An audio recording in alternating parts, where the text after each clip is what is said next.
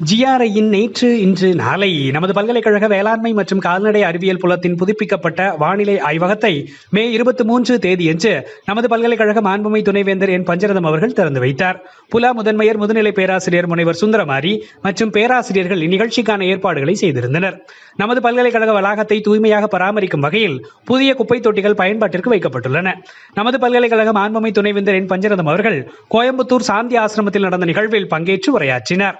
UGC ஸ்வயம் plus AI செயற்கை நுண்ணறிவு தொடர்பான 5 ஆன்லைன் பயிற்சி வகுப்புகளுக்கு அறிவிப்பினை வெளியிட்டுள்ளது. இந்த வகுப்புகளில் மாணவர்கள் சேர இதில் உள்ள QR கோடை பயன்படுத்தி விண்ணப்பிக்கலாம்.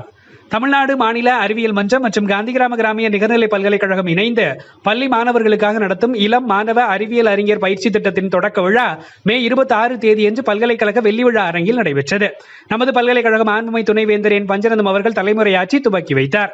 இதற்கான ஏற்பாடுகளை ஒருங்கிணைப்பாளரும் உயிரியல் துறை இணை பேராசிரியருமான ராமசுப்பு அவர்கள் செய்திருந்தார். ஜிஆர்ஐ யுஜிசி MMTTCயின் சார்பில் 2025 மே 26 தேதியன்று சமூக அறிவியல் புலங்களுக்கான கற்பித்தல் புத்தாக்க பயிற்சி இணையம் வழியாக நடைபெற்றது. இதனை நமது பல்கலைக்கழக பதிவாளர் முதுநிலை பேராசிரியர் முனைவர் எல் ராதாகிருஷ்ணன் அவர்கள் தலைமையேற்று தொடங்கி வைத்தார். அரசியல் அறிவியல் துறையின் மேலாள் பேராசிரியர் டாக்டர் ஜி பழனிதுரை அவர்கள் தொடக்க உரையாற்றினார். வாரணாசியில் நடைபெற்ற காசி தமிழ்ச்சங்கமம் 3.0 நிகழ்வில் கலந்து கொண்ட அனுபவம் குறித்த கட்டுரை போட்டியில் நமது மாணவர்கள் அஜித் குமார் புவி அறிவியல் துறை, மாலவிகா உயிரியல் துறை இருவரும் பரிசிற்குரியவர்களாக தேர்வு செய்யப்பட்டுள்ளனர்.